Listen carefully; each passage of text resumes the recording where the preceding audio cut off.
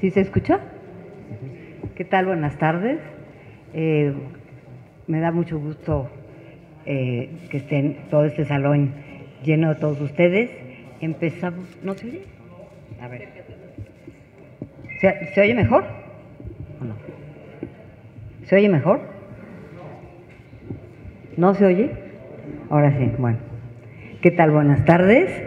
Y pues vamos a dar comienzo a esta mesa porque hoy tenemos dos mesas sobre las celebraciones de la Decena Trágica y sin más preámbulos voy a presentar en esta mesa primero a la maestra Alicia Salmerón, que es candidata a doctora en Historia por el Colegio de México.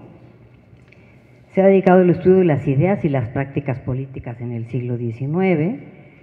Algunos de los libros que ha coordinado son Instantáneas de la Ciudad de México, un álbum 1883-1884, próximo a aparecer, y Partidos, Facciones y otras calamidades en 2012.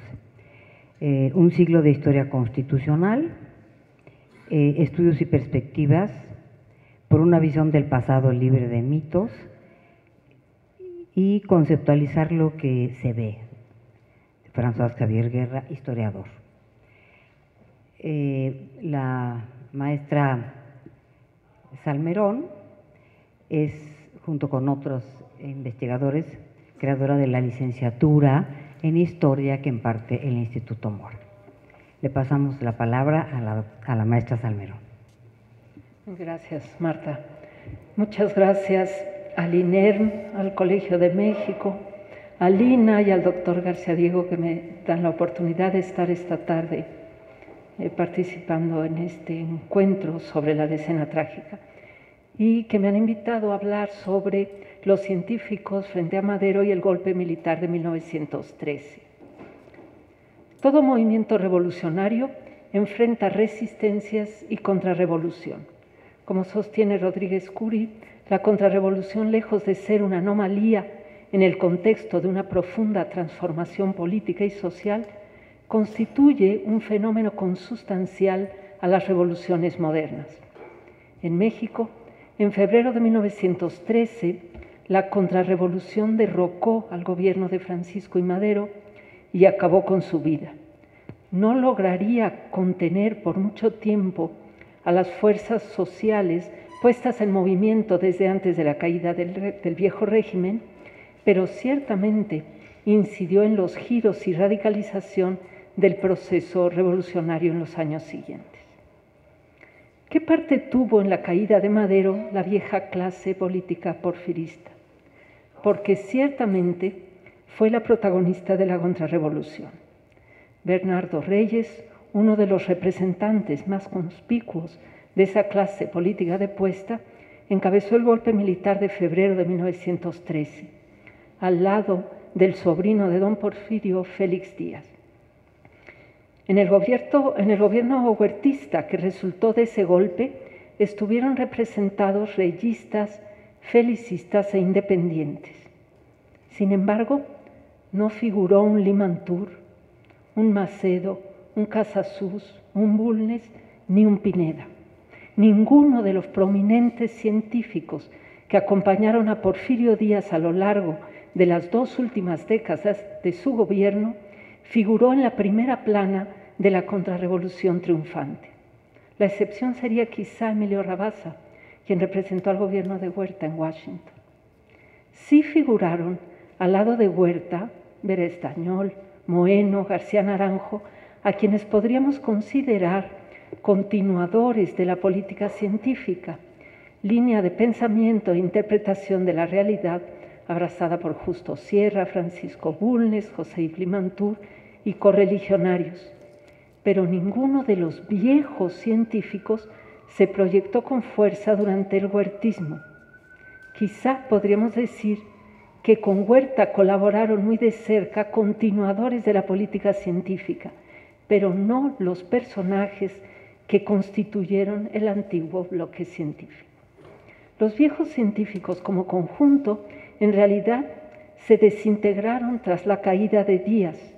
Fueron incapaces de reorganizarse para resistir y menos aún para contender con Madero en 1911 y 1912. Y hago aquí un paréntesis para advertir que a partir de la caída de Díaz, los revolucionarios aplicaron el mote de científico a todo antiguo porfirista y lo usaron como sinónimo de político corrupto y vendepatrias. No hay espacio aquí para abordar sobre el tema. Yo me atendré solo a seguir en estas cuantas páginas a los personajes identificados como científicos durante el porfiriato: Limantur, Bulnes, Los Macedos, Casasus, Pineda, etc.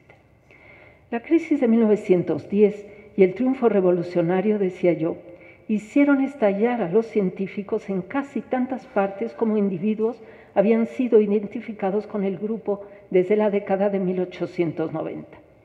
Unos se sintieron traicionados y otros se erigieron en acusadores. Algunos se expatriaron presa de un profundo desánimo y otros sintiéndose perseguidos. Otros siguieron su vida en México e incluso pensaron en acomodarse al nuevo régimen, al de Madero. Los científicos nunca habían constituido un auténtico partido político, ni siquiera un grupo homogéneo y permanente en pro de un proyecto político completamente definido.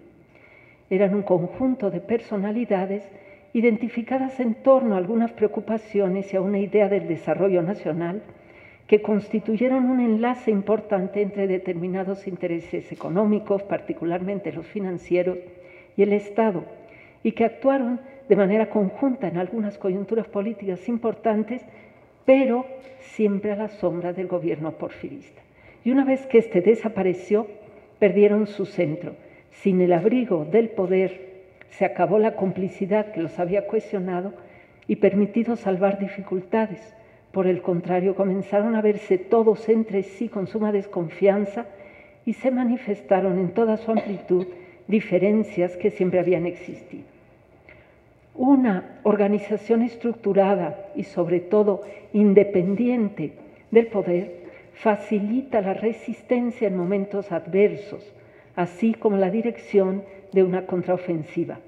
Pero la composición del grupo científico estaba atada a la del propio régimen y se perdió con ella. Ellos, como en general el conjunto de la clase política porfirista, fue así incapaz de reorganizarse y contender bajo la forma de un partido, por ejemplo, contra Madero. En realidad, como ha mostrado Rodríguez Curi, en 1911-12 la contrarrevolución definió su agenda y estrategias no desde organismos políticos, sino desde la prensa, por ejemplo, y de manera muy señalada desde el Imparcial. ¿Qué fue entonces de los científicos a la caída del régimen? ¿Cómo vivieron el gobierno de Madero y qué postura asumieron frente a un golpe militar, el de febrero de 1913, encabezado por quien fuera su enemigo político número uno bajo el régimen de Porfirio Díaz, que fue el general Bernardo Reyes, y por un Félix Díaz por el que siempre habían sentido un profundo desprecio? Hemos podido reconstruir la suerte y postura de varios de los científicos prominentes, la de quienes dejaron el país entre abril y junio de 1911, como Limantur, Landa y Escandón, Corral, Núñez y Pineda. Pablo Maceda estaba allá afuera y no regresó de inmediato. También la de quienes se quedaron entonces en el país, como Bulnes, Casasus, Miguel Macedo, Emilio Pimentel y Faguaga. Hemos podido reconstruir la de la mayoría de quienes fueron duros críticos de Madero y lo consideraron débil y causa de anarquía y desorden en el país, de quienes, como Limantur, se negaron a apoyar las gestiones del gobierno maderista para conseguir empréstitos europeos y siguieron día a día la decena sangrienta, como la llamó el propio Limantur, y preguntaron con vehemencia a sus antiguos correligionarios que estaban en México acerca de la posición en que quedaban al triunfo del golpe. ¿Hemos ganado?, preguntaba Limantur. ¿Hemos perdido? No se sabe, tal vez ni lo uno ni lo otro. Espero, decía Limantur con ansia, alguna luz que me oriente en la dificilísima tarea de distinguir ahora a los partidarios de tal o cual bandera, porque aquellos que eran ayer enemigos hoy son amigos y viceversa. También he seguido suerte y posturas como la de Justo Sierra, quien aceptó la representación del gobierno de Madero en España y Portugal, la de Casasus, que se mantuvo cerca del nuevo gobierno y de su secretario de Hacienda, y la de Bulnes, quien intentó acomodarse al régimen maderista, aunque sin entender la profundidad y la naturaleza de los cambios operados por la revolución, por lo que acabó finalmente justificando el golpe militar como históricamente necesario, aun si reprobó el asesinato de Madero. Pero en los breves minutos que tengo por delante, quisiera detenerme en la postura frente a Madero y al golpe de Huerta de uno solo de estos personajes, de Rosendo Pineda, el conocido como el eje diamante del grupo científico, el más pragmático del conjunto, si bien quizá no tan conocido, pues no fue la buena pluma del grupo, ni su ideólogo, ni su gran abogado, ni su gran gestor hacendario. Fue su operador político. Pineda fue, frente al triunfo de la revolución maderista, el único de los científicos que buscó rearticular la actividad política del conjunto, incluso desde el extranjero, porque fue de los primeros en salir. Fue el único que tuvo auténticas iniciativas para hacer frente al maderismo en el gobierno, campañas de prensa y, cuando pareció posible, también el recurso armado.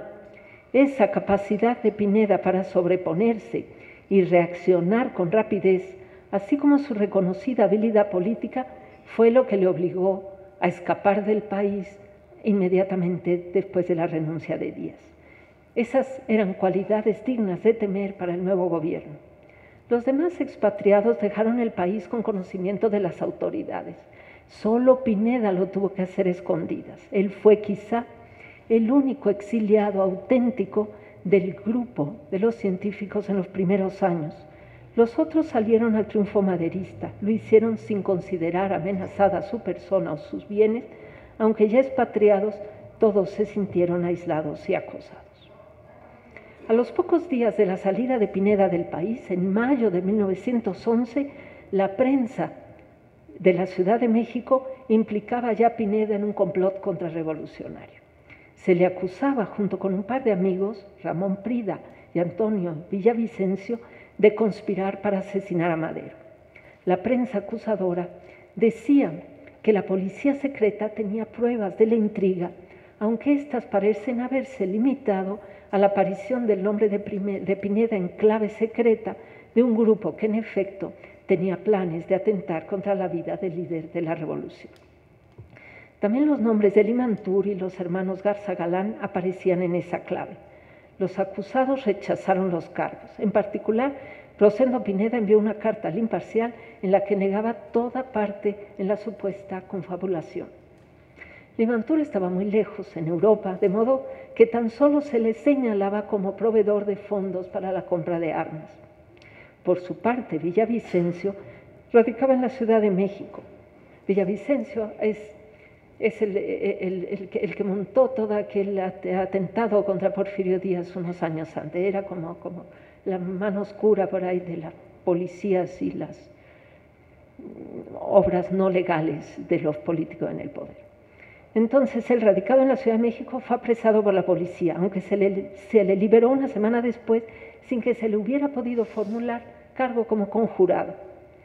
Pero a Pineda se le implicaba de manera más directa y a los Garza Galán, quienes habían abandonado al país también en mayo de 1911, eran identificados como la cabeza de la conspiración contrarrevolucionaria que se fraguaba desde San Antonio, Texas, contra Madero.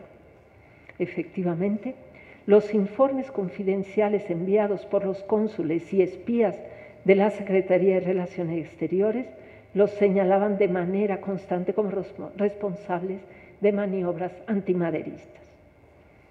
Es difícil saber si Rosendo Pineda tuvo parte en algún intento por asesinar a Madero en junio de 1911. Lo que sí hay son pruebas de su oposición al recurso armado en los meses siguientes. Así fue reportado al gobierno mexicano por sus propios espías a sueldo. Era verdad que Pineda estaba ligado políticamente a uno de los hermanos Garza Galán, Andrés, en una relación que venía de tiempo atrás. También estuvieron en contacto en el exilio. Sin embargo, la labor de Pineda cerca del grupo organizado por los Garza Galán fue justo la de intentar disuadirlos de una ofensiva armada. Pineda, más realista, no secundaba el proyecto. Se inclinaba más por una fuerte campaña de prensa para desprestigiar tanto a Madero como a Bernardo Reyes, en el momento contendiente de Madero para las elecciones presidenciales del 11, y asimismo proponía trabajar para ganarse a la oficialidad del ejército inquieta ante la posibilidad de ser desplazadas por los generales revolucionarios. En concreto, tenía en la mira la publicación de un periódico en San Antonio, además de una bien orquestada campaña en el interior del país. Pineda ofreció recaudar dinero para esas empresas y Garza Galán accedió a posponer los planes conspirativos por un tiempo. Solo cuando la rebelión dirigida por Pascual Orozco pareció tener posibilidades de triunfo, Pineda consideró con seriedad la vía armada para acabar con Madero. A principios de 1912 hacía un recuento de movimientos rebeldes. De acuerdo con sus cálculos alcanzaban a 18 estados de la República y estimaba que la situación del país era ya insostenible. Para finales de marzo de ese año de 12, ya con Orozco levantado en armas, veía cerca la caída de Madero. Una vez expulsado Madero, planeaba Pineda, se formaría un gobierno provisional para restablecer el orden, un gobierno en el cual consideraba desde luego su participación y la de sus correligionarios científicos. Con estas razones proponía a sus amigos favorecer el movimiento de Orozco, pero más que a este le interesaba impulsar al general Jerónimo Treviño como cabeza de la contrarrevolución. El nombre de Treviño había comenzado a ser manejado por algunos grupos rebeldes en la frontera con los Estados Unidos desde principios de 12. Y Pineda decía tener informes que era bien visto tanto por la opinión pública de la Ciudad de México como por Estados Unidos. Tendría además posibilidades de atraer en su favor a la oficialidad del Ejército Federal. Orozco mismo, pensaba Pineda, apoyaría al viejo general republicano. La apuesta de Pineda en favor de Treviño, amigo y hombre del antiguo régimen, lo era por el restablecimiento del orden perdido. Quizá no lo era por la vuelta del Ipiranga con todo lo que eso implicaba. Después de todo, el nombre de Treviño tenía el sello antirreyista y Pineda y amigos estaban lejos de querer el retorno del viejo Díaz. Pero era ciertamente un movimiento de contramarcha, una jugada en favor de un proyecto político vertical y excluyente que ya había dado cuenta de sus graves limitaciones. En todo caso, Treviño no tuvo oportunidad. Tampoco el triunfo del orozquismo hubiera significado una restauración porfirista. Era un movimiento complejo con una amplia base popular que lo comprometía tanto más que los pactos de Orozco con los oligarcas. La carta de Treviño fue la última que jugó Pineda y perdió la partida.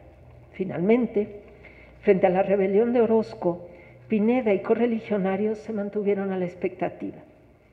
Más adelante, como tantos porfiristas, se sentirían más seguros tras el golpe militar encabezado de Victoriano Huerta. Pero Pineda no tuvo parte directa en él, ni abrigó especiales esperanzas para la recuperación del país con él al frente. Pineda había regresado a México en enero de 1913, el mes previo al cuartelazo, pero no se vinculó con felicistas ni reyistas. Llegó discretamente a la capital y se mantuvo al margen de los acontecimientos.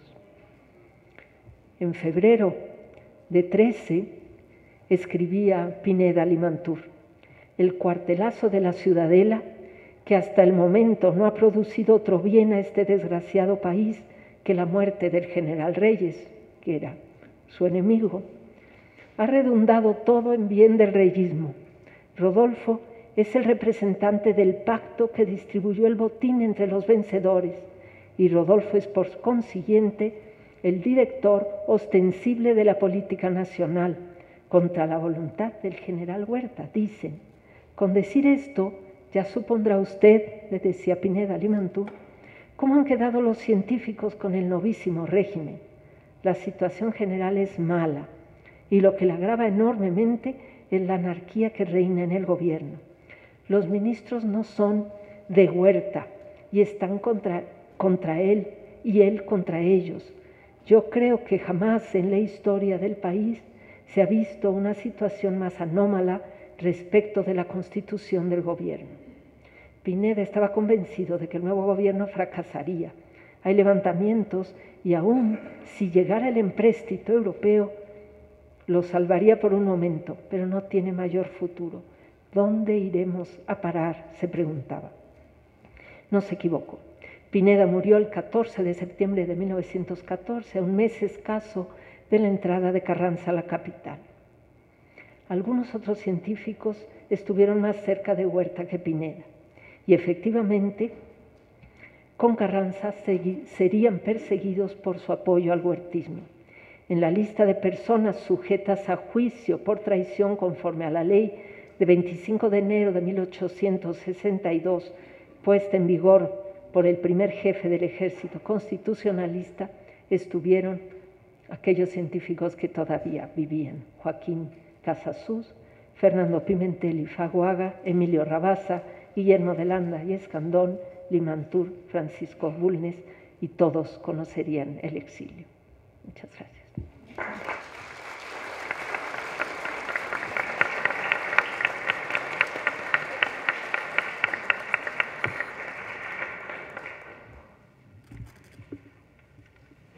Bueno, vamos a darle la palabra a la doctora Mónica Blanco. Es doctora en Historia por el Colegio de México, profesora de Historia Política Contemporánea en la Facultad de Economía de la UNAM. Ha publicado, entre otros libros, Revolución y Contienda Política en Guanajuato, 1908-1913, El Movimiento Revolucionario de Guanajuato, Desde el exilio, correspondencia de Toribio Esquivel Obregón, 1914-1924, La reforma bancaria de 1908, una discusión entre Toribio Esquivel Obregón y Joaquín Casasus. Ha coordinado un nuevo libro que acaba de salir, titulado Biografía del personaje público de México, siglos XIX y XX, y su más reciente trabajo, Historia de una utopía, Toribio Esquivel Obregón, 1864-1946. Le damos la palabra a la doctora Blanco. Muchas gracias. Bueno, antes que nada, agradecer a las instituciones que hicieron posible que hoy esté yo aquí con ustedes, al INERM, a la Facultad de Economía de la UNAM, al Colegio de México y en especial al doctor Javier García Diego por haberme invitado. Les voy a hablar de la decena trágica y el gabinete de la embajada. Voy a hablar en el inicio justamente darles las características de este que llamo el gabinete de la embajada. En febrero de 1913, luego de varios intentos fallidos, el gobierno de Francisco I. Madero fue derrotado por un golpe militar. Los generales vencedores, Victoriano Huerta y Félix Díaz, acordaron que el primero asumiría la presidencia interina y celebraría elecciones en las que este último pretendía presentar su candidatura. Como garantía de que estas elecciones habrían de convocarse, Félix Díaz nombraría el gabinete y siempre que hubiera que sustituir a alguno de sus miembros, se debería de hacer con su previo acuerdo. Así, a fin de lograr que el dictador cumpliera su promesa, en el pacto de la embajada, que selló la alianza, fueron nombrados varios ministros felicistas.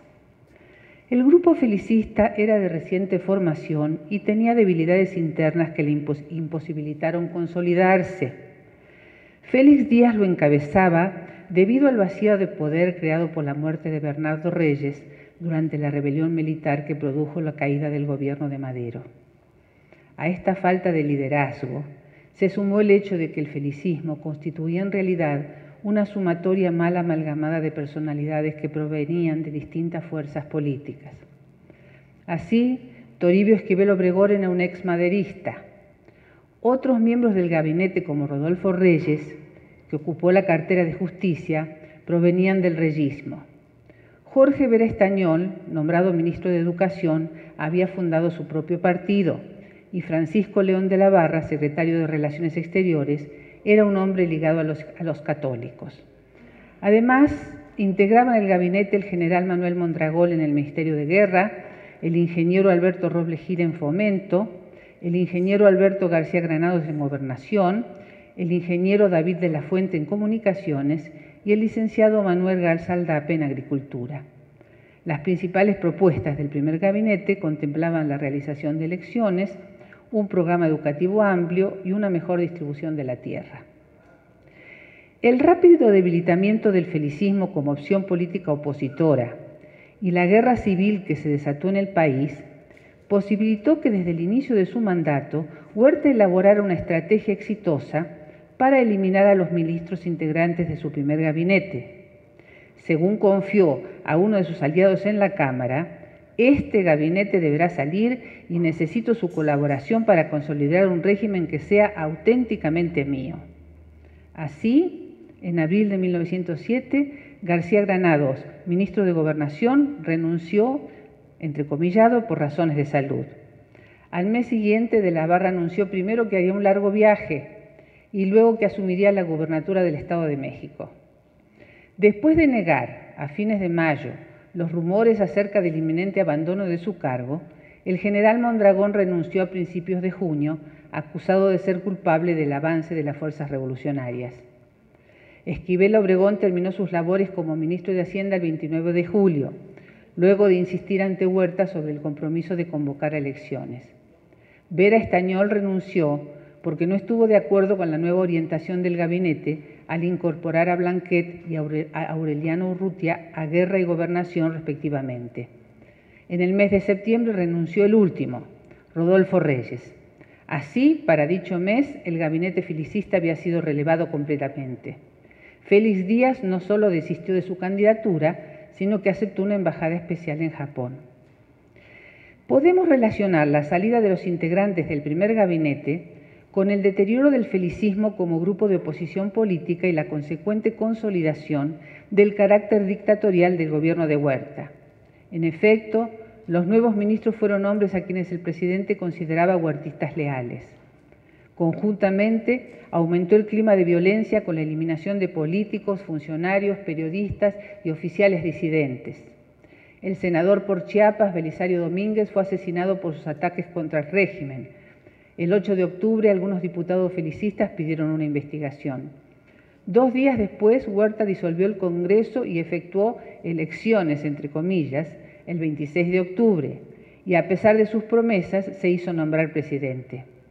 Amenazados por el clima de intimidación imperante, la mayoría de los miembros del gabinete de la embajada huyeron del país. Nos interesan específicamente para este trabajo Toribio Esquivel Obregón, Rodolfo Reyes, Jorge Vera Estañol y Manuel Mondragón. También permaneció fuera de México Francisco León de la Barra, ex secretario de Relaciones Exteriores, quien tenía una representación oficial en Europa. Esta ponencia analiza la acusación que pesó sobre los secretarios del gabinete de la embajada de ser responsables de los asesinatos del presidente Francisco Madero y del vicepresidente José María Pino Suárez, en especial sobre aquellos que tenían una afiliación felicista. La acusación se dio en por lo menos 2 períodos: a mediados de 1914, en el momento del triunfo del constitucionalismo sobre Huerta, y durante los últimos meses de 1917 y principios de 1918, cuando el gobierno presidido por Venustiano Carranza, a pesar de haber logrado restituir el Estado de Derecho, sufría un profundo desgaste. La primera acusación. El triunfo militar de las fuerzas constitucionalistas, quienes a mediados del verano de 1914 se encontraban posesionadas de la capital del país, generó un cambio trascendental en la situación política de México. Se logró la renuncia de Huerta, la derrota y el desmantelamiento formal del Ejército Federal y comenzó la sustitución del aparato administrativo y político del régimen huertista. En ese momento, en el ambiente político, ya se hablaba de un asunto que traería serios problemas a los integrantes del gabinete de la embajada: el haber sido secretarios de Estado en funciones cuando Madero y Pino Suárez fueron asesinados posibilitó que fueran acusados de ser responsables de la muerte de ambos mandatarios. La primera versión al respecto surgió durante los últimos meses del gobierno de Huerta, pero fue después de la derrota y salida del dictador de la Ciudad de México cuando el tema cobró fuerza. El antiguo Congreso, elegido durante el gobierno de Madero, se reunió y acordó abrir una averiguación para aclarar el crimen. La prensa también se ocupó ampliamente del asunto. El Radical, voz de los constitucionalistas, publicó un artículo donde se acusaba a Félix Díaz y al primer gabinete de Huerta de haber decidido los asesinatos. Asimismo, Esquivel Obregón fue incluido en una lista de personas a las que Carranza se proponía juzgar por traición, según noticia publicada en el periódico El Pueblo en octubre de 1914. Además, aparecieron 2 libros en los que igualmente se responsabilizaba al primer gabinete huertista de los asesinatos: De la dictadura a la anarquía, de Ramón Prida, y de Political Shame of México, de Eduardo Bell. Prida afirmaba que el Consejo de Ministros decidió la muerte de Madero y Pino Suárez ante la única oposición de Robles Gil, quien consideraba que no era un momento oportuno. Según esta versión, la resolución se tomó en ausencia de Huerta, quien al conocerla no tuvo más que aceptarla por lealtad a sus ministros, aunque no estaba de acuerdo. Para protegerse del hecho de que la participación de Esquivel no era creíble, Prida dijo que éste no expresó ninguna opinión, pero cuando supo de los asesinatos presentó su renuncia a Huerta, quien la rechazó con el argumento de que no podía evadir su responsabilidad. En el libro de Bell se planteaba que las muertes de Madero, Pino Suárez, Basó y Gustavo Madero fueron exigidas por Félix Díaz, pese a la resistencia de Huerta, y que posteriormente el gabinete cumplió con lo allí acordado. Es evidente que la acusación fue utilizada por los constitucionalistas en su intención de atacar a los exministros y de esta forma mantenerlos alejados de México. También, dicha acusación implicó tender una sombra de desprestigio sobre el Ejército Federal, disuelto por los revolucionarios en ese momento, pues importantes personajes ligados a dicha institución como Félix Díaz, Rodolfo Reyes y Mondragón quedaban involucrados. Toribio Esquivel escribió un documento de autodefensa y pidió a un amigo y correligionario, Manuel Malo Jubera, quien pasó por Nueva York en viaje de regreso de su exilio europeo a México, que a su llegada a este país tratara de que fuera publicado en la prensa, objetivo que no se logró, pues el emisario fue apresado. Además, entabló comunicación con algunos de sus antiguos compañeros del gabinete acusado, a quienes les propuso organizar una defensa conjunta. Así, durante los meses de agosto de 1914 a enero de 1915, mantuvieron correspondencia al respecto Toribio Esquivel, desde Nueva York, con Jorge Berestañol, Rodolfo Reyes, Manuel Mondragón y Francisco León de la Barra, quienes se encontraban exilados en Europa. Todos coincidían en que debían probar su inocencia mediante los mecanismos legales pertinentes. Sin embargo, el momento político no era propicio para iniciar una defensa. La Revolución Mexicana inició otra etapa y tomó una nueva ruta con la ocupación de la Ciudad de México y el triunfo sobre el gobierno y ejército huertistas. Las diferencias respecto al derrotero que debía tomar la revolución entre Carranza y Villa, quien conducía la ya poderosa División del Norte, sector que fue fundamental en la derrota del Ejército Federal, se volvieron definitivamente eclipsadas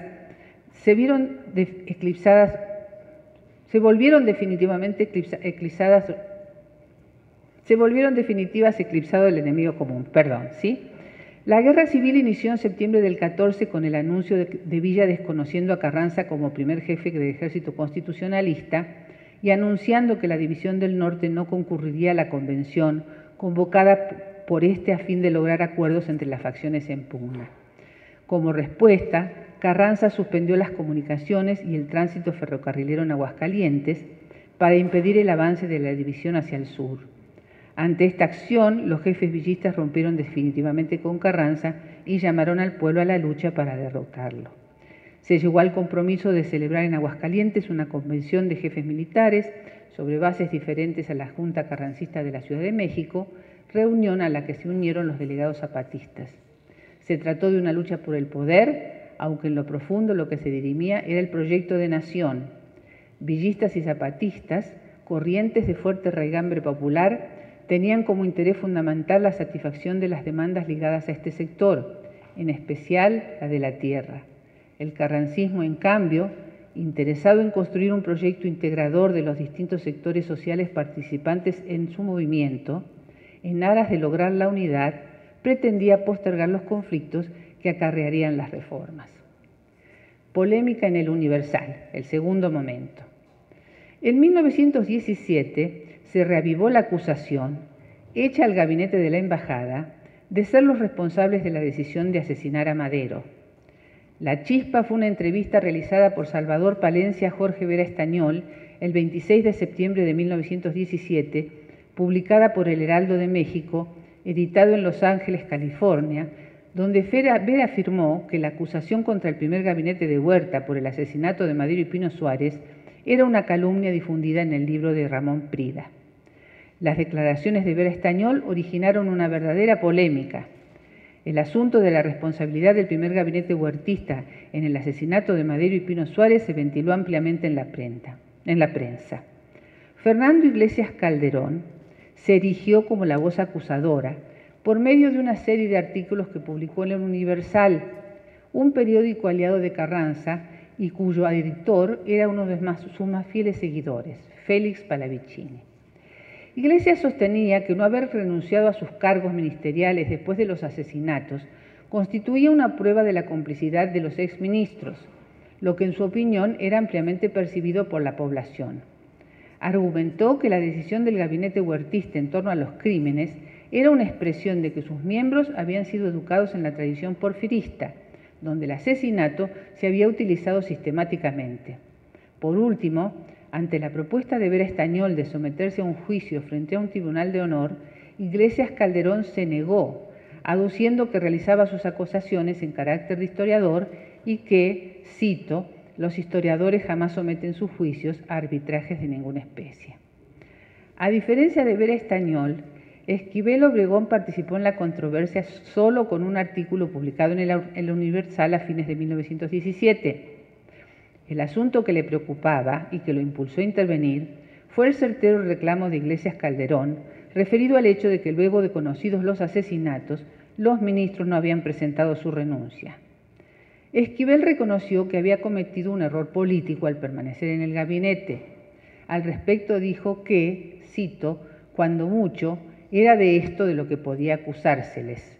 Sin embargo, trató de justificarse, cito, si habíamos aceptado nuestro puesto para contrapesar en lo posible la acción de Huerta, aquello indicaba que era nuestro deber quedarnos y afrontar las consecuencias. En sus memorias, Reyes explicita un argumento similar al de Esquivel. Dice que estaba decidido a renunciar, pero que Félix Díaz lo hizo desistir para evitar que la fuerza de Huerta quedara sin contrapesos, por lo que se mantuvo como ministro de Justicia. Además, plantea que su actitud fue secundada por los otros poderes de la República, principalmente el Congreso. Iglesias Calderón respondió de inmediato. Calificó la carta de Esquivel como, cito, venenosa, mendaz y contraproducente. Posteriormente, entre finales de diciembre del 17 y enero del 18, publicó una nueva serie de virulentos artículos a los que tituló Todos los ministros manchados con la traición y el asesinato y el primer gabinete de Huerta ante el Tribunal de la Historia.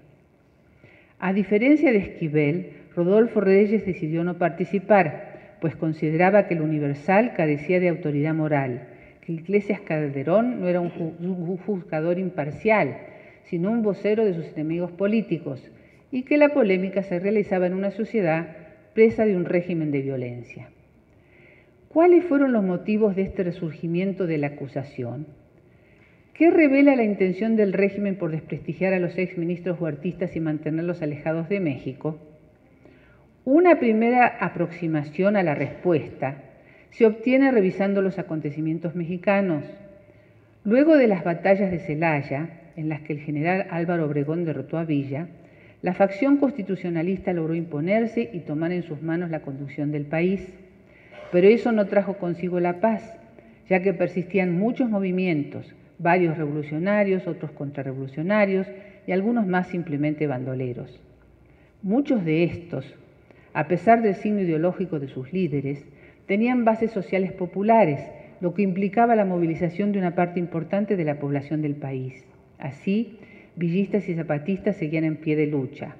Félix Díaz, quien venía preparando una insurrección desde Estados Unidos y conservaba vínculos con algunos exilados, ingresó al país a fines de 1915.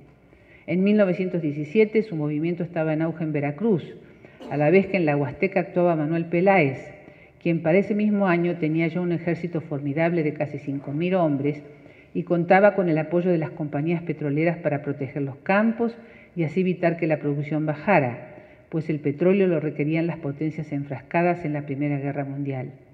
Oaxaca era escenario del movimiento soberanista, que desconocía al gobierno federal y continuaba la rebelión de los finqueros en Chiapas. Por si esto fuera poco, las campañas militares agravaron el problema económico que asolaba el país. También la situación internacional agravaba el problema económico. Estamos en medio de una guerra, de la Guerra Mundial.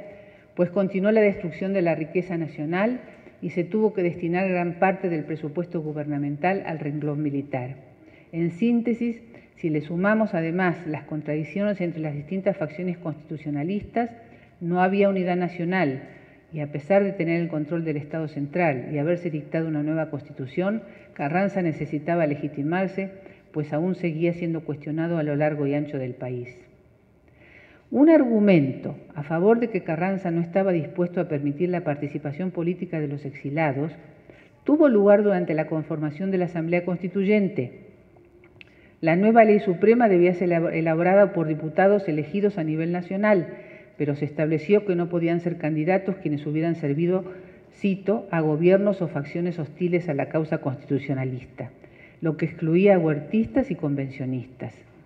El modelo de país sería definido por los vencedores, así fue, quienes no estaban dispuestos a arriesgar en tribuna lo que habían ganado en los campos de batalla. Además, Carranza se negó, a pesar de la fuerte presión de sus consejeros, a declarar una amnistía general con arreglo a la cual pudieran volver y tomar parte con seguridad en el proceso político los exilados y expatriados. Hemos reflexionado sobre los motivos que tuvo el constitucionalismo para mantener a los miembros del gabinete de la embajada alejados de México. Sin embargo, la pregunta fundamental sigue en pie y requiere de más investigación. ¿Constituían Toribio Esquivel Obregón, Jorge Vera Estañol, Francisco León de la Barra, Rodolfo Reyes y Manuel Mondragón una amenaza real para el constitucionalismo en 1914 y en 1917? ¿Eran las actividades que ellos realizaban demasiado peligrosas para el gobierno mexicano o pueden ser calificados ya en esos momentos indefectiblemente como derrotados políticos? Es decir, ¿trataban los constitucionalistas de mantener alejados a opositores que les hacían sombra y por lo tanto resultaban peligrosos y amenazantes? ¿O simplemente este movimiento creó un enemigo ficticio, o sea, ideó un enemigo externo aglutinador? Y de ser así, ¿cuáles fueron los motivos que explican esta estrategia política? Muchas gracias.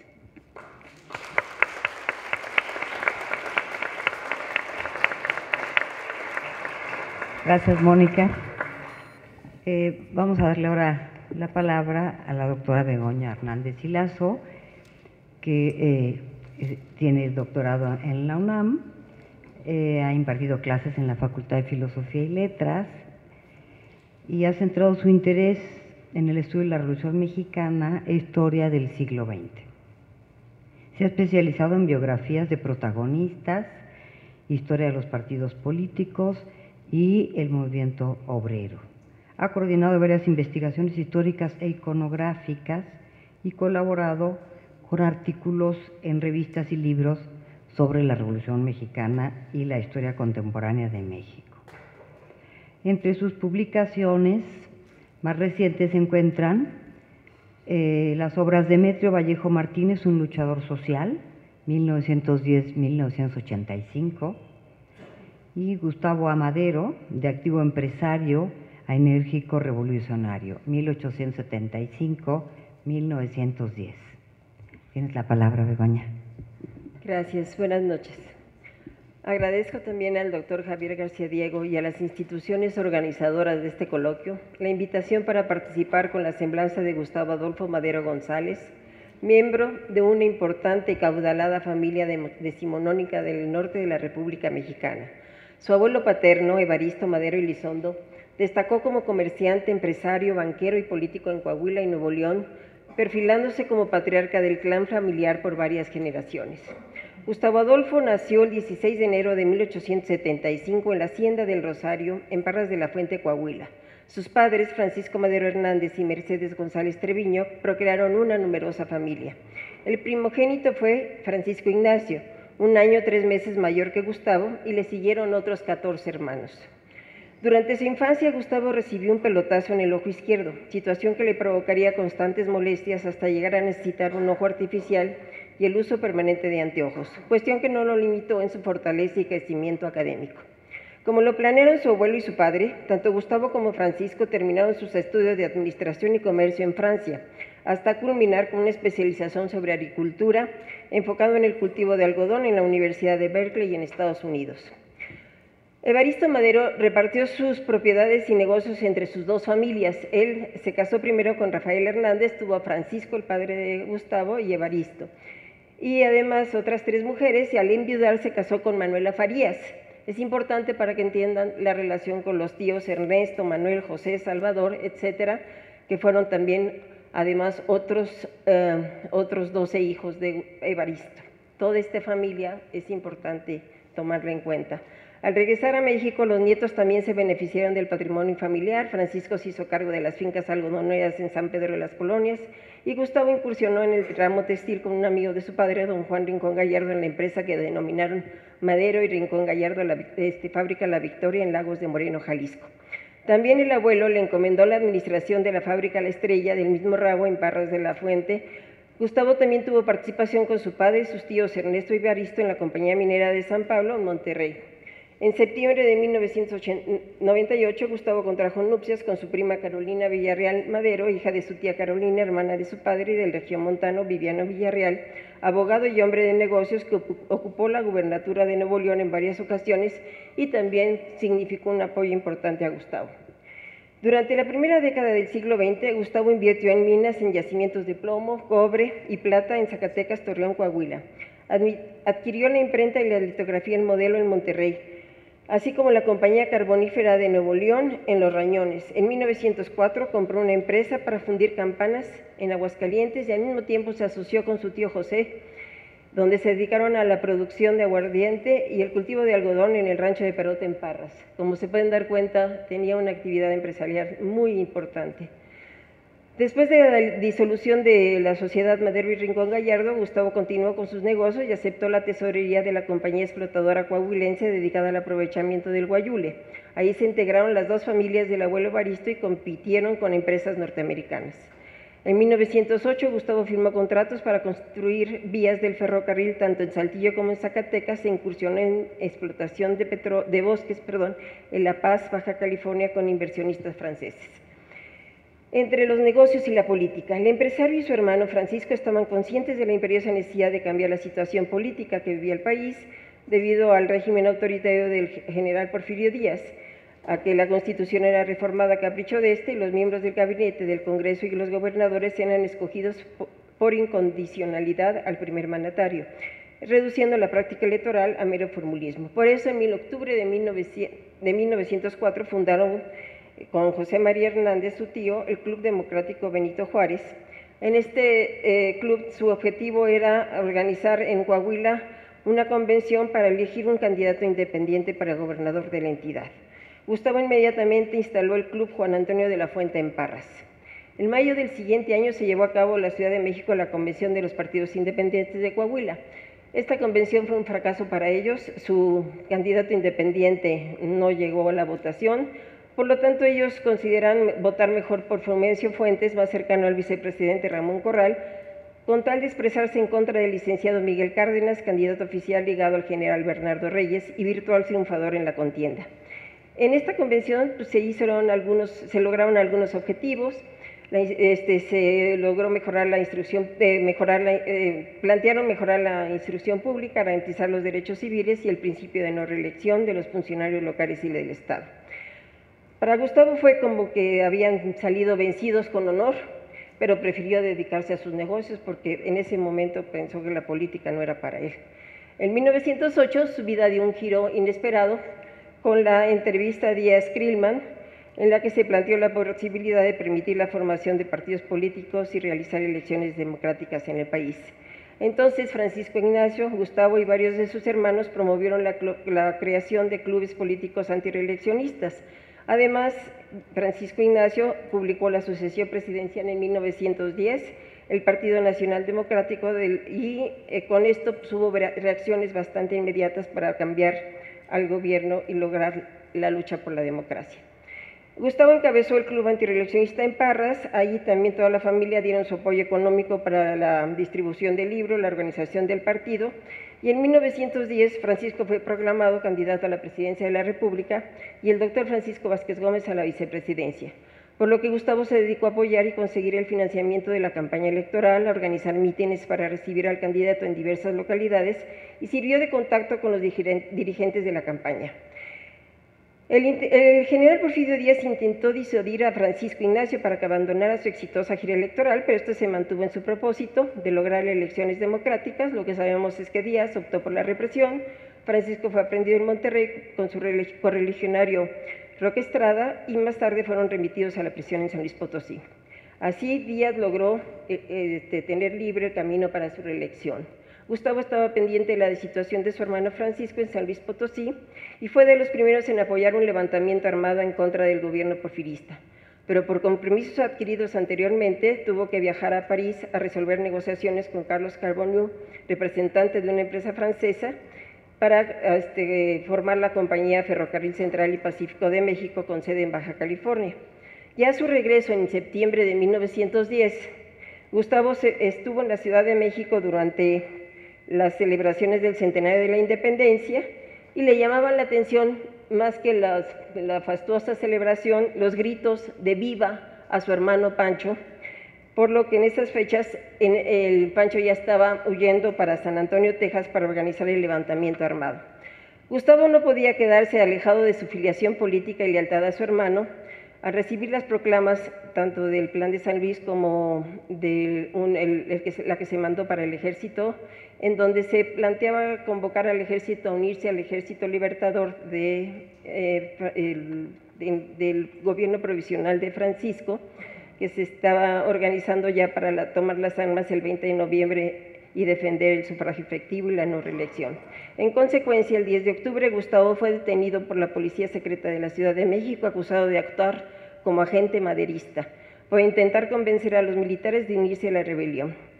Después de varios días en prisión, gracias a la intervención de la Embajada francesa por su sociedad con esta empresa, Gustavo fue liberado y viajó a Monterrey para el nacimiento de su última hija, Gabriela, el 2 de noviembre, y sin embargo, los disturbios por los levantamientos que se suscitaron desde el 20 de noviembre lo obligaron a abandonar el país. Agente financiero de la revolución. Después de algunos días de incertidumbre en la organización del movimiento armado, en enero de 11, Gustavo resolvía asuntos en Washington y Nueva York como agente confidencial ante el gobierno norteamericano y agente financiero del gobierno provisional de su hermano Francisco, por lo que al tiempo que buscaba acercamientos con dicho gobierno, ofrecía entrevistas a los periodistas sobre la situación en México y tenía reuniones con el abogado Sherburne Hopkins para sacar de la cárcel a los maderistas aprehendidos al cruzar el río Bravo y para conseguir empréstitos, o como Eduardo Maurer, para comprar las armas necesarias para el ejército libertador. En contacto con su esposa en San Antonio, Texas, también tenían toda la información sobre lo que estaba pasando en los diferentes lugares de los movimientos armados y junto con Gustavo, el cuñado de Carolina, la esposa de Gustavo, Alfonso, era el encargado de enviar a los diferentes grupos insurgentes armas y municiones que Gustavo le enviaba desde Nueva York.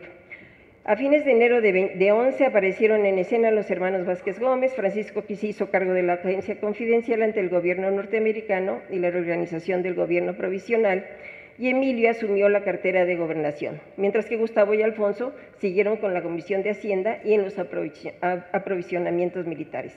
El siguiente mes, Gustavo se manifestó en contra de las famosas conferencias de Corpus Christi. Aquí estuvieron ligados su tío Ernesto y Evaristo Madero y el primo Rafael Hernández, así como un español, Íñigo Noriega, que estaban como representantes y amigos del general Díaz, quienes pretendían hacer una propuesta para que el presidente se lograra la paz y que el presidente Díaz hiciera ese arreglo informal. Gustavo estaba en contra totalmente de esta situación y decía que tanto sacrificio, después de tanta vida perdida, solo podemos pedir un triunfo completo. Y para él, el único triunfo posible era con el movimiento armado. Gustavo enfatizaba en que no existían garantías con Díaz y que éste los engañaría para que luego mandarlos a asesinar uno por uno, como tiene costumbre de hacerlo ese viejo maldito y todos sus secuaces. El 2 de marzo celebró que la comisión fracasara, pues esto era una traición para el partido y lamentó que sus familiares estuvieran en esa posición. Pocos días después también fue la entrevista con Aisli Mantur, en donde Gustavo también estuvo presente con el doctor Vázquez Gómez y su padre. Ahí también tuvo muchos enfrentamientos con el doctor Francisco Vázquez Gómez, porque en algún momento también quiso llegar a acuerdos con Limantur. Y Gustavo decía que solamente se tomarían decisiones si las aprobaba su hermano Pancho. Pero para él en ese momento era necesario tener una propuesta con Limantur porque había problemas de los revolucionarios que estaban perseguidos y entonces él era uno de estos perseguidos porque la empresa francesa con la que había estado ligado lo acusaba de fraude y malversación de fondos y por lo tanto también había colaboradores de su imprenta del Modelo en la cárcel acusados de abuso de confianza. Él temía que en cualquier momento pidieran su extradición y por lo tanto le pidió a Limantur su apoyo, pero manifestó que eran asuntos meramente mercantil y judiciales. Entonces, en consecuencia, Gustavo salió de la entrevista dispuesto a irse a Canadá y lo único que le animaba en ese momento era enterarse del levantamiento de 800 hombres cerca de Piedras Negras, Coahuila, y los pronunciamientos del doctor Rafael Cepeda y la fuga de presos en Veracruz. Poco a poco las fuerzas maderistas ocuparon plazas importantes hasta que en mayo de 11, con la victoria alcanzada en Ciudad Juárez, los rebeldes lograron introducir armamento. Gustavo tomó cartas en el asunto y consiguió 100,000 pesos del Banco Nacional de México en Chihuahua para que el gobierno maderista pudiera cubrir los haberes de la tropa insurgente, tanto en Chihuahua como en otras entidades del centro y sur de la República, con lo que contribuyó a la expansión del movimiento revolucionario. Después del 21 de mayo, con la firma de los tratados de Ciudad Juárez, el presidente Díaz abandonó el país y el licenciado Francisco León de la Barra se encargó interinamente del Poder Ejecutivo de la Nación para convocar elecciones generales dentro de los términos de la Constitución y también licenciar a las tropas revolucionarias. Cambios y adaptaciones a un nuevo reto.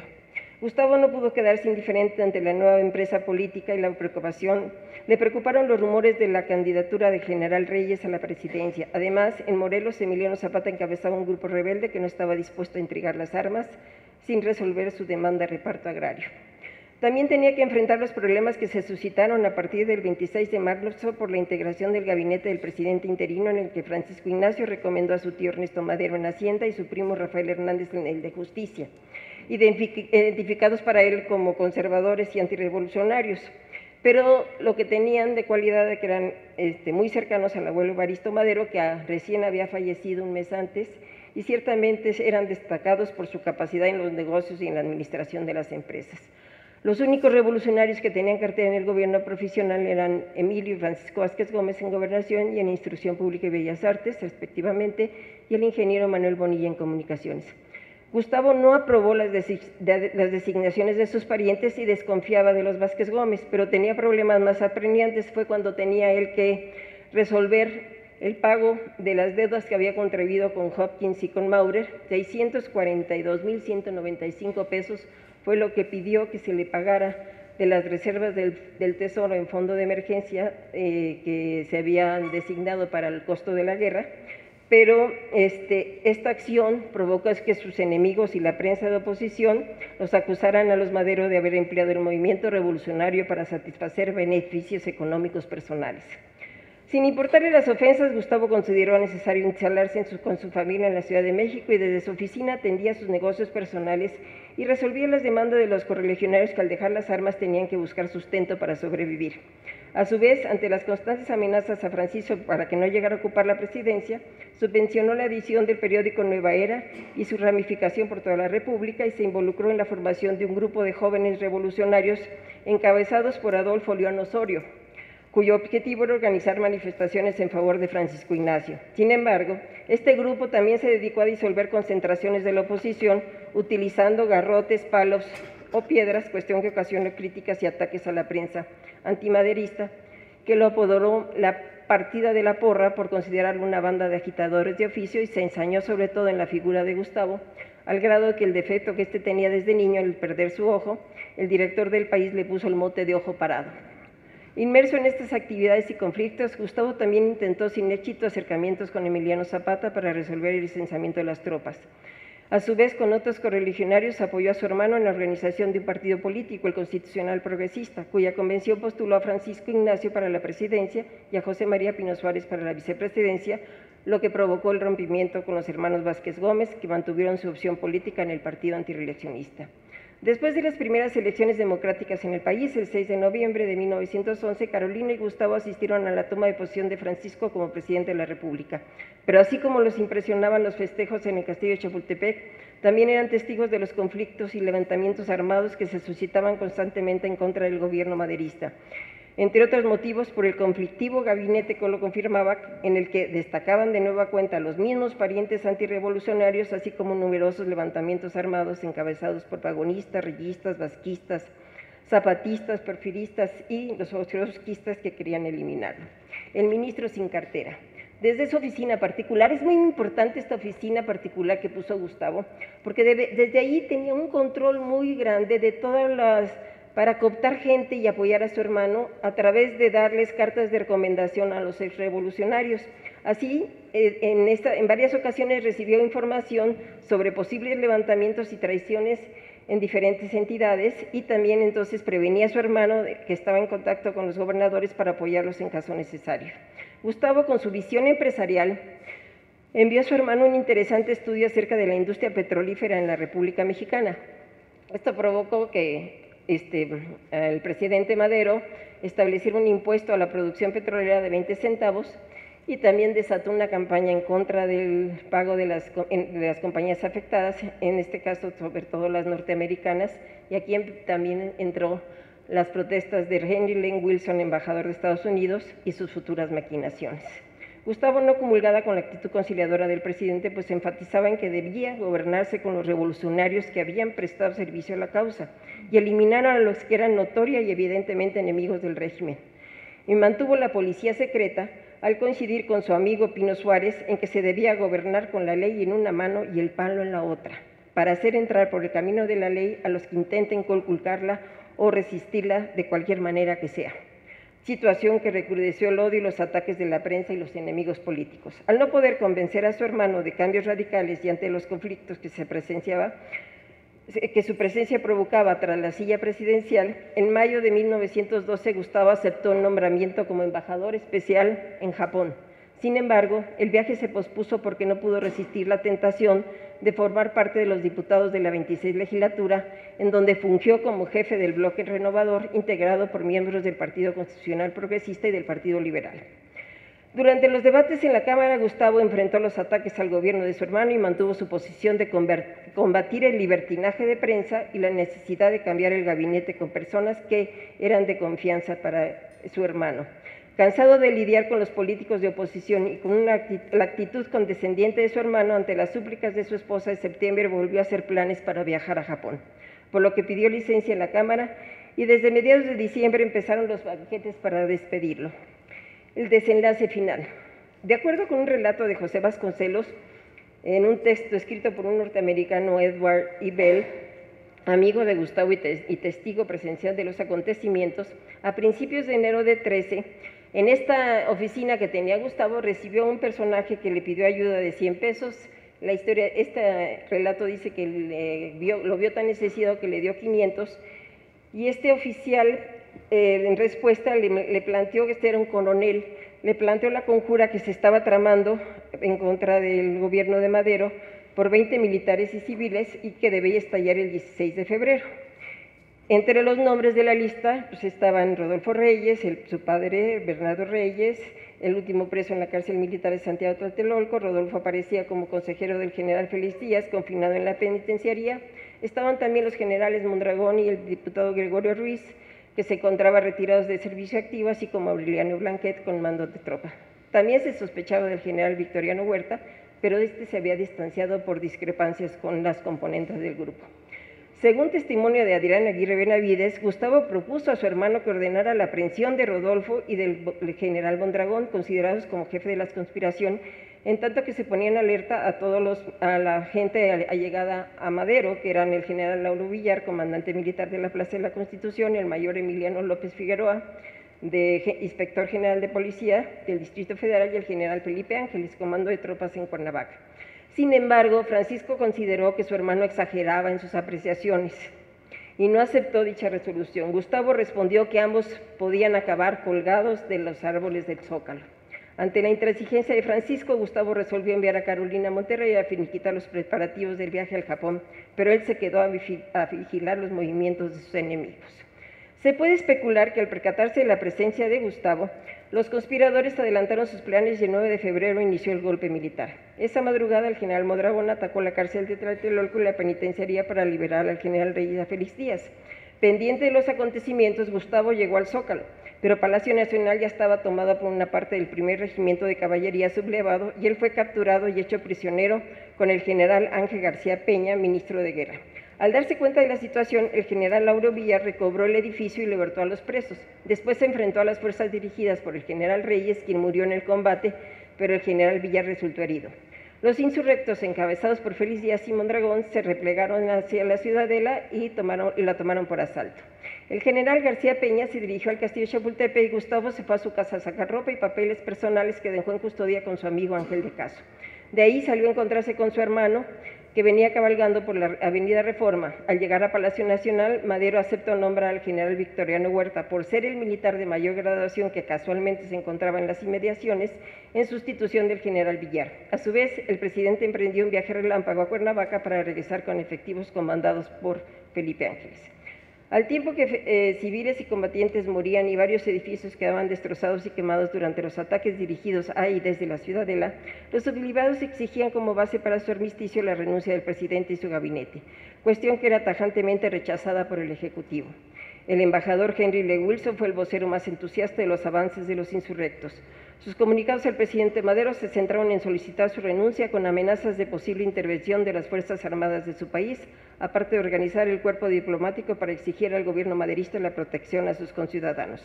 Al tiempo que intrigaba y asusaba, Wilson convirtió la embajada en la madriguera en la que acechaba para dar el golpe final a Madero. El 17 de febrero, mientras Gustavo recorría puntos peligrosos de la línea de fuego, el diputado Jesús Urueta le confirmó la conspiración del general Huerta con Félix Díaz.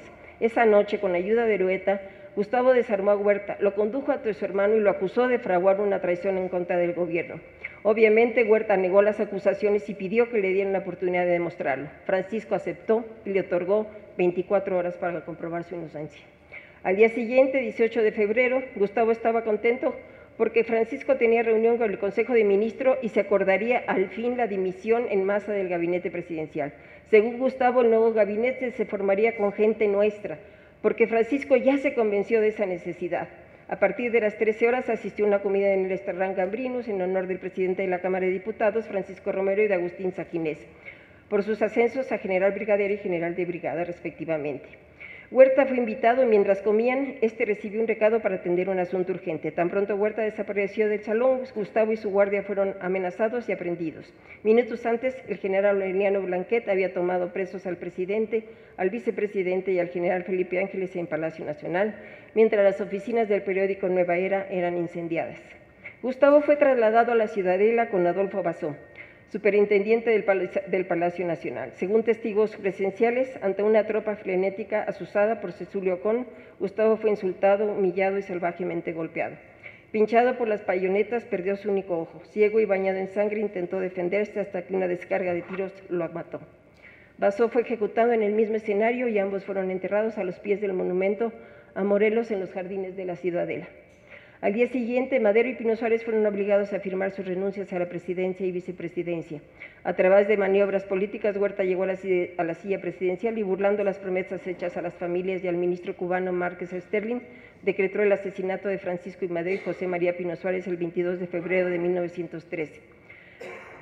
Gustavo tuvo la valentía de apoyar y defender a su hermano a toda costa y fue conducido a un cadalso a un extremo indigno y oprobioso.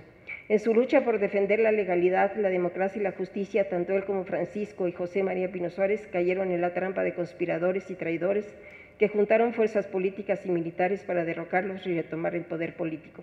Sin embargo, después de su muerte resurgieron movimientos armados que impulsaron nuevas alternativas políticas y tras diversas etapas convulsas dieron causa a la organización económica, político y social del México del siglo XX. Muchas gracias.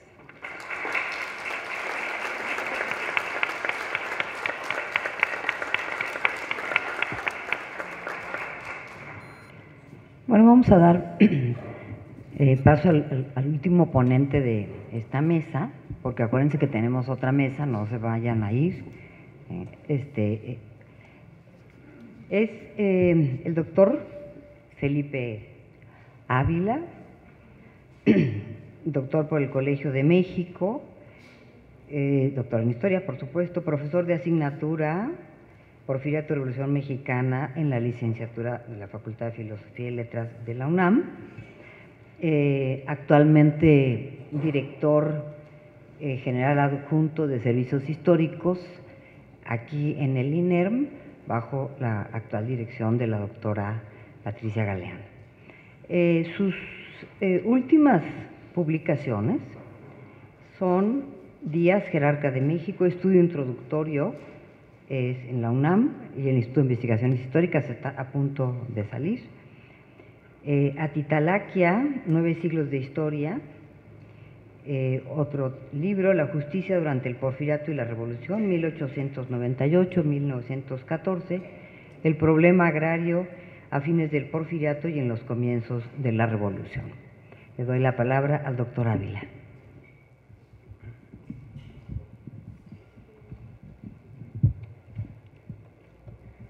Bueno, muchas gracias a las instituciones organizadoras de este coloquio y muchas gracias al público aquí presente.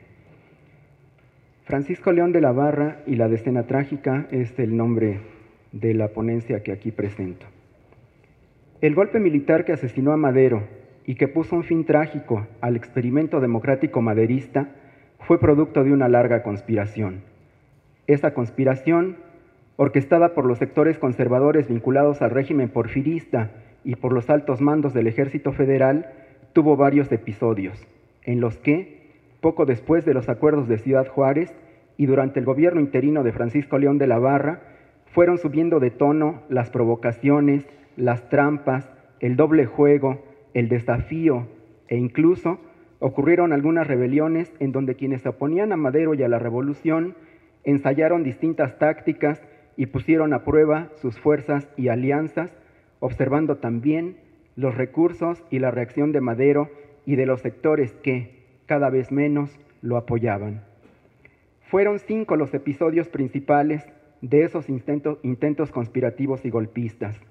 El primero de ellos, la fallida emboscada a Madero en la ciudad de Puebla en julio de 1911, que desembocó en la matanza de decenas de civiles partidarios de Madero por parte del Ejército Federal. Episodio que fue la primera voz de alerta que indicaba que los sectores más conservadores y varios jefes militares del ejército no terminaban de aceptar su derrota y comenzaban a buscar la manera de eliminar a Madero, a quien consideraban un advenedizo y un traidor a su clase, que había provocado un levantamiento popular que amenazaba con trastocar el orden y acabar con sus privilegios.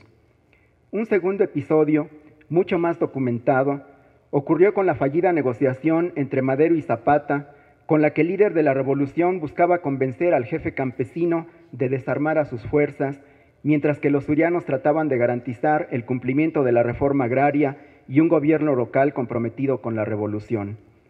Esta negociación fracasó no solo por la diferencia de proyectos e intereses entre Zapata y Madero, sino también por la actitud provocadora y desafiante del presidente León de la Barra y de Victoriano Huerta, el jefe de la campaña militar contra los zapatistas en Morelos.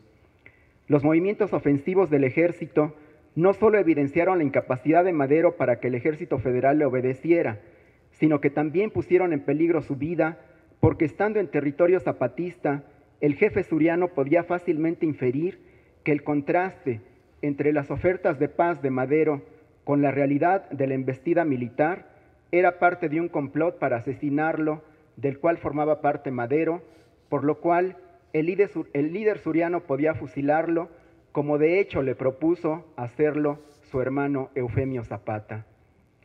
Los otros dos episodios importantes de esa larga conspiración fueron las fracasadas rebeliones de Bernardo Reyes, sin duda el representante más notable y prestigiado del viejo ejército porfiriano, y el sobrino de don Porfirio, Félix Díaz, quienes intentaron derrocar al gobierno constitucional de Madero con dos torpes y mal planeadas azonadas que, además de su pésima organización, no contaron con el respaldo de los principales jefes con mando de tropa del Ejército Federal y terminaron con el ridículo y el encarcelamiento de esos dos personajes. El quinto intento ocurrió en febrero de 1913, que tuvo también dos actos. El primero, también fallido, orquestado por Bernardo Reyes, Félix Díaz, Manuel Mondragón y otros altos jefes del Ejército Federal, que lograron dividir, entonces sí, al viejo ejército, que seguía siendo porfirista, en la madrugada del 9 de febrero de 1913, y tomaron por unas horas el Palacio Nacional. Golpe militar que, sin embargo, fue derrotado esa misma mañana, luego de que una parte del ejército permaneció fiel a Madero, recuperó la sede del Poder Ejecutivo y dispersó a los golpistas, en una acción en la que cayó, junto con sus sueños de grandeza y su figura quijotesca, Bernardo Reyes. El segundo y final acto de ese último intento fue el que llevó a cabo Huerta al frente de las fuerzas castrenses que habían permanecido leales a Madero, quien culminó su doble juego y traición el 18 de febrero, cuando apresó y obligó a renunciar al presidente y al vicepresidente para luego asesinarlos, con lo que se consumó finalmente esa larga intentona de eliminar al líder de la revolución y restaurar el régimen porfirista. Es a este último acto al que aquí me voy a referir y voy a centrar mi atención en uno de sus personajes centrales, al que se le ha dado poca atención, Francisco León de la Barra, el inapropiadamente conocido como el presidente blanco. Para entender su actuación, sin embargo, tenemos que remontarnos unos meses atrás. El interinato. Francisco León de la Barra, el sucesor de don Porfirio, miembro distinguido de la clase política porfirista, muy cercano a los científicos a través de su tío Joaquín Baranda y de su amistad con Limantur, con una brillante carrera diplomática, había sido escogido por Limantur y por Díaz como el responsable de salvaguardar los intereses y las instituciones del régimen porfirista, una vez que ambos, al ser derrotados política y estratégicamente por la revolución maderista, decidieron capitular y negociar con Madero la transición. De la Barra dejó así la embajada en Washington y ocupó el cargo de secretario de Relaciones Exteriores el 1 de abril de 1911, cuando ante el avance de la rebelión maderista, Díaz se vio obligado a pedir la renuncia a todo su gabinete, excepto Limantur, y nombró uno nuevo, en el que entró a formar parte de la Barra como titular de la Cancillería. De la Barra asumió la presidencia interina de la República el 26 de mayo de 1911 por precepto legal ante la renuncia de Díaz a la presidencia y de Ramón Corral a la vicepresidencia.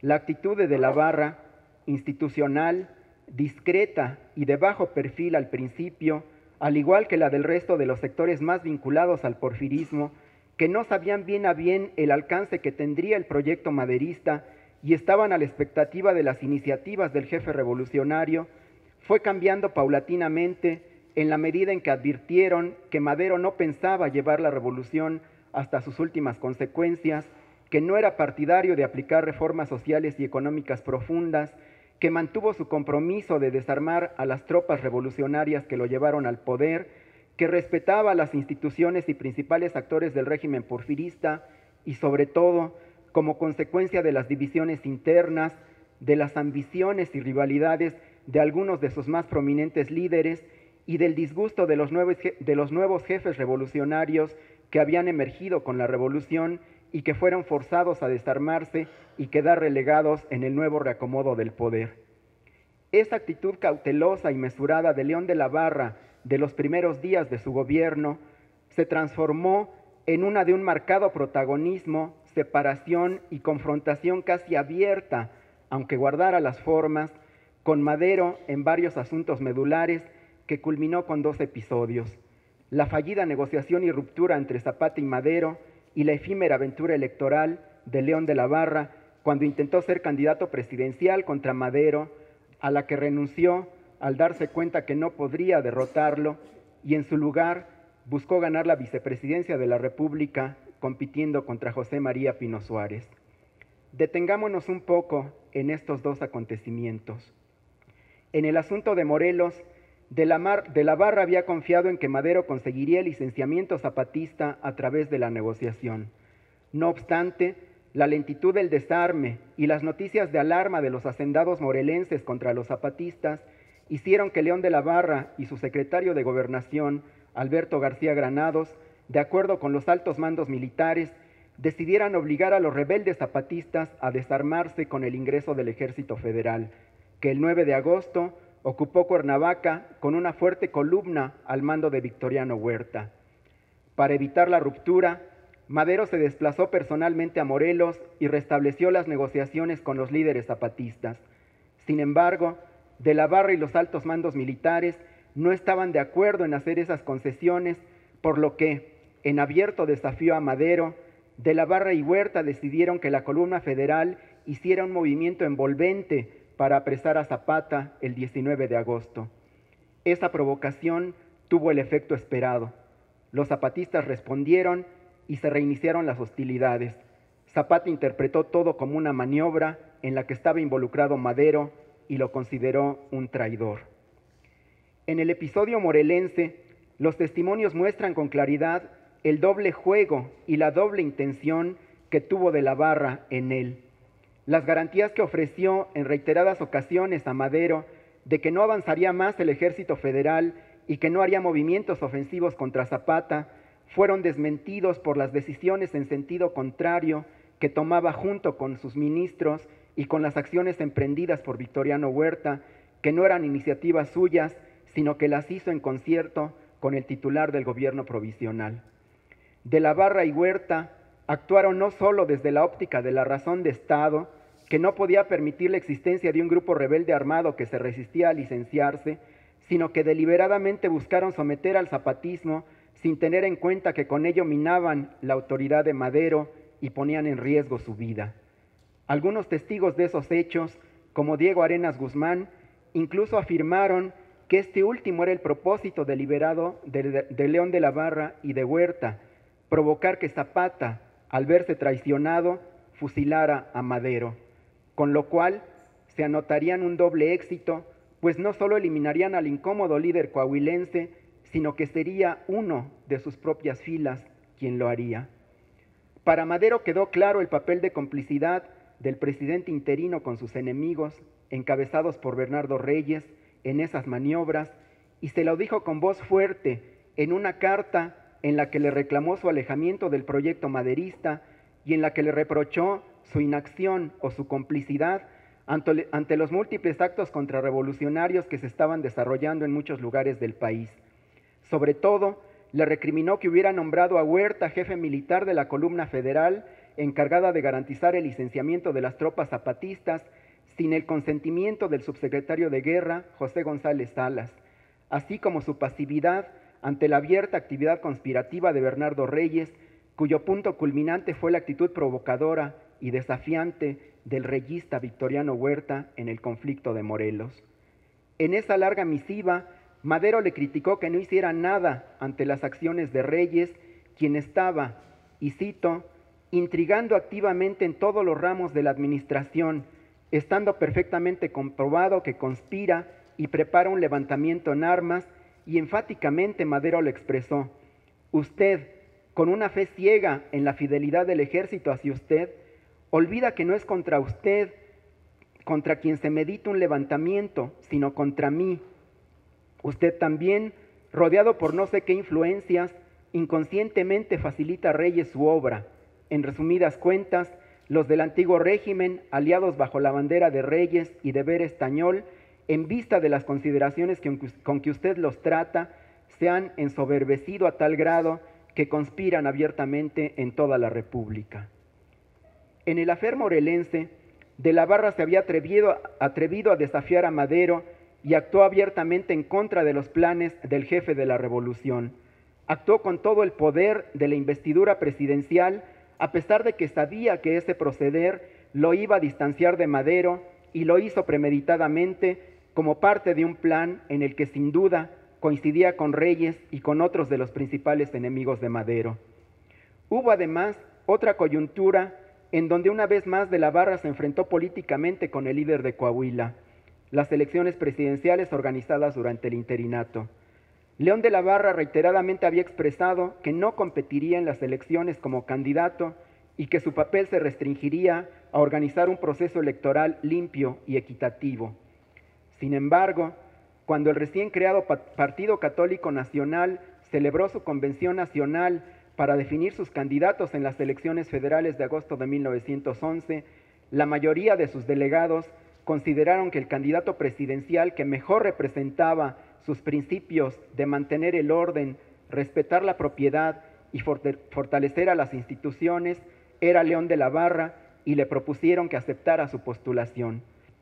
A pesar de sus declaraciones previas de que se mantendría al margen, de la Barra aceptó esa postulación y compitió contra el candidato del partido maderista, José María Pino Suárez, quien a la postre lo vencería.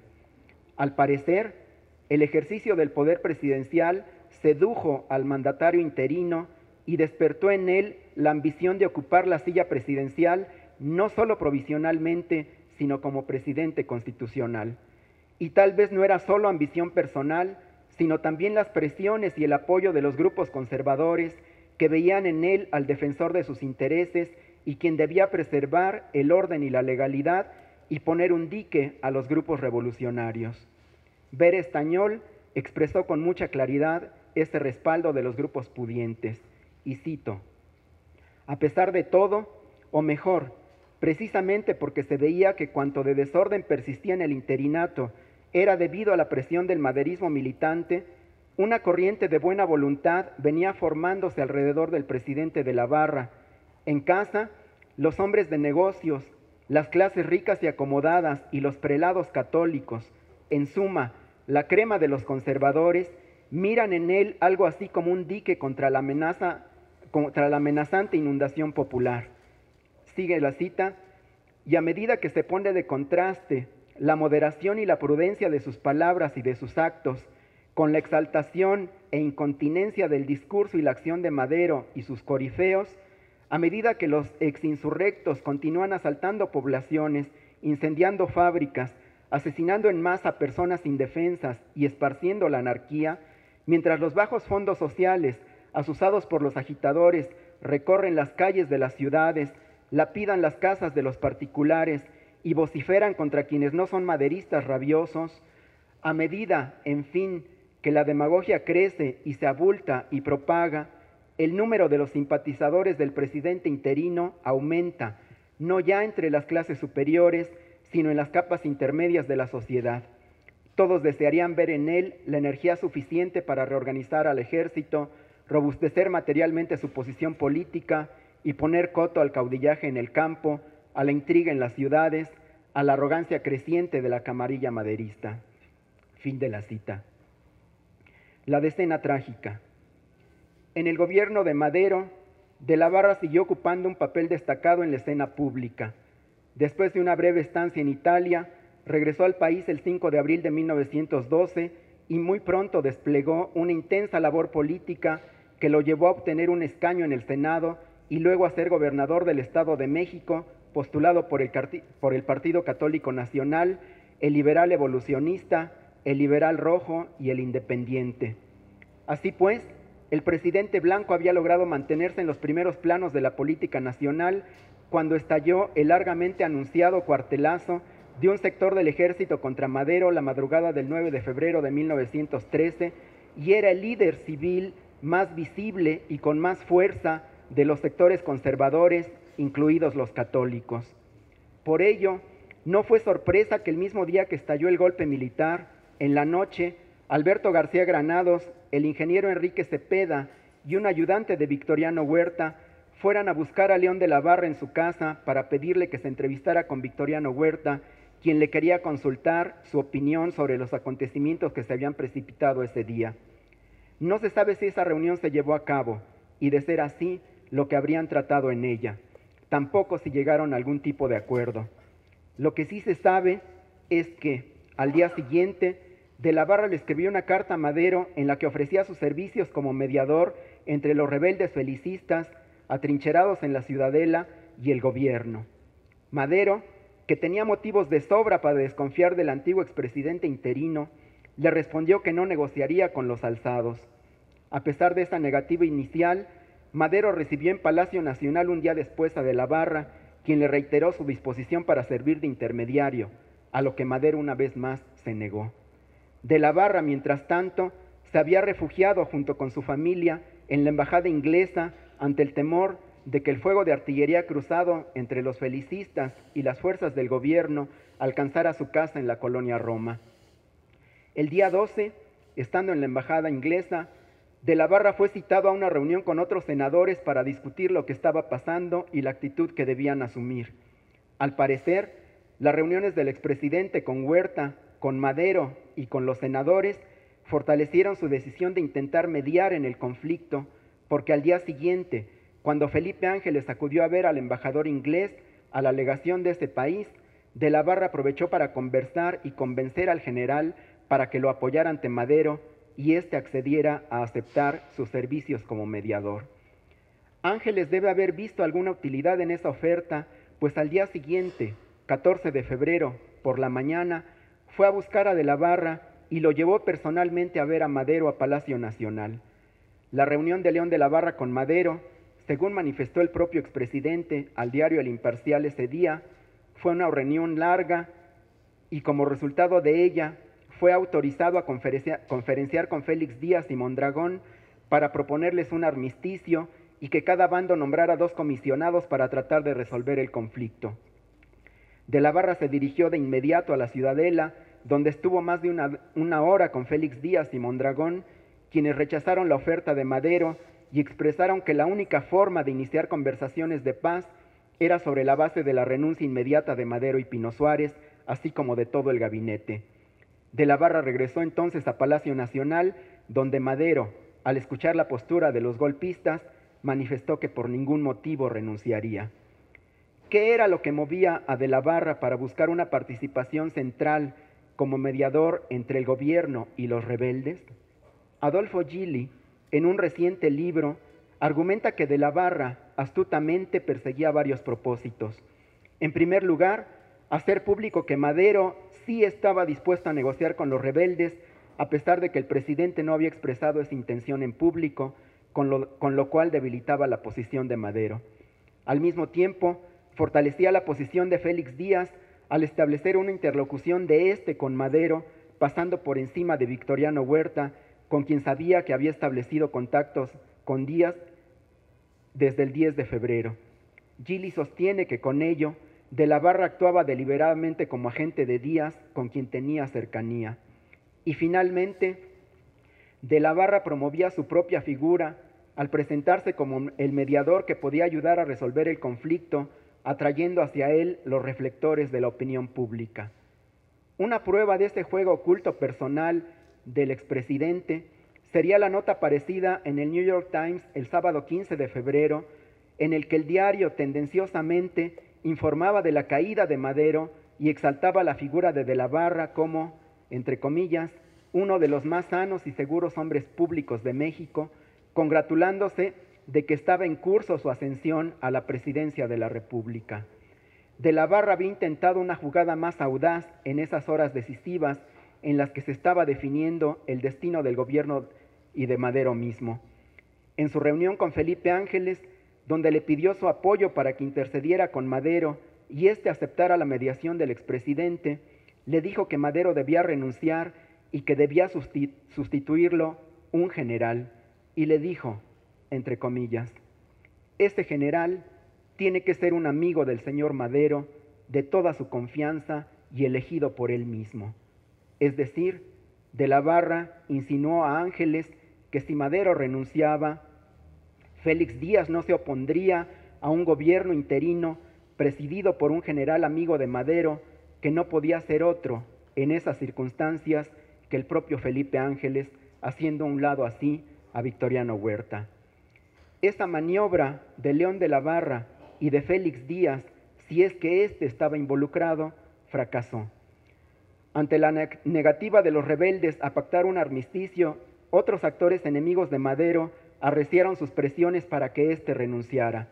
El sábado 15, por iniciativa del embajador estadounidense Henry Lane Wilson, los representantes diplomáticos de Gran Bretaña, Alemania, España y Estados Unidos le presentaron a Madero una especie de ultimátum. Debía renunciar para establecer la paz y si no lo hacía, un contingente de Fuerzas Armadas de los Estados Unidos estaría próximo a movilizarse hacia México. La postura intransigente y amenazante del embajador Wilson la hizo a pesar de que ese mismo día el Senado de Estados Unidos había ordenado la no intervención de sus Fuerzas Armadas en el conflicto mexicano. Por otro lado, ese mismo día, 27 senadores mexicanos, entre los que se encontraba León de la Barra y el ministro de Relaciones Exteriores, Pedro Lascurain, decidieron ver a Madero para solicitarle su renuncia ante la supuesta amenaza de una intervención armada de los Estados Unidos y como único medio de establecer la paz. Madero ni siquiera recibió a los senadores y por medio de su hermano Ernesto les hizo saber que no renunciaría. 3 días después comenzó el acto final de ese largo drama. El 18 de febrero, Huerta se decidió finalmente a ejecutar la traición que habían ido preparando, en parte porque ya no podía seguir ocultando su doble juego. Gustavo Madero lo había apresado y llevado ante su hermano Francisco, quien le dio una última oportunidad a Huerta para acabar con los rebeldes en 24 horas. Y en parte también para quitarle la iniciativa y desplazar a Félix Díaz y a sus aliados que estaban buscando afanosamente ganarle la partida al general que en esos momentos controlaba al Ejército Federal. Ese día, por órdenes de Huerta, Aureliano Blanquet apresó en Palacio Nacional a Madero, a Pino Suárez y a todo el gabinete. Con esa posición de fuerza, logró que en el pacto de la embajada, orquestado ignominiosamente por el embajador Lane Wilson, se estableciera que él asumiría la presidencia provisional de la República, que convocaría elecciones y que nombraría un gabinete con gente adicta tanto a Félix Díaz como al propio Huerta. El gabinete del gobierno golpista fue, como se sabe, León de la Barra, secretario de Relaciones Exteriores, Esquivel Obregón de Hacienda, García Granados de Gobernación, Rodolfo Reyes de Justicia, Ver Estañol de Instrucción Pública y David de la Fuente de Comunicaciones. El presidente Blanco había conseguido finalmente su propósito. Madero había sido eliminado. Con su presencia y permanencia en el gobierno surgido del golpe militar, demostraba que la ambición y la defensa del antiguo régimen habían regido su conducta desde que el destino lo puso como el sucesor de don Porfirio, pasando por encima de cualquier escrúpulo. Por eso, ya como canciller, el 28 de febrero de 1913, menos de una semana después del magnicidio, le escribió a Henry Lane Wilson: Señor embajador, esta secretaría tiene empeño especial en saber si el edificio que ocupa la embajada, al muy digno cargo de usted, sufrió algún daño material durante los días que se combatió en esta ciudad. Me es grato manifestar a usted que en caso de que haya sufrido algún daño, el gobierno está dispuesto a repararlo y el director general de Obras Públicas tiene instrucciones de proceder inmediatamente a hacer las reparaciones necesarias y solamente desearía saber si su excelencia tiene algún inconveniente en ello. Muchas gracias.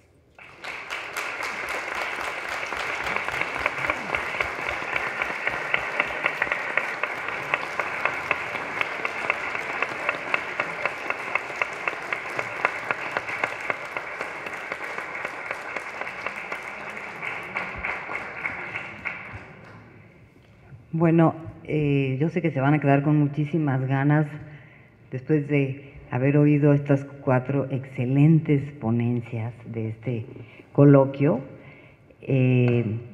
Solamente que no va a poder ser, no es posible.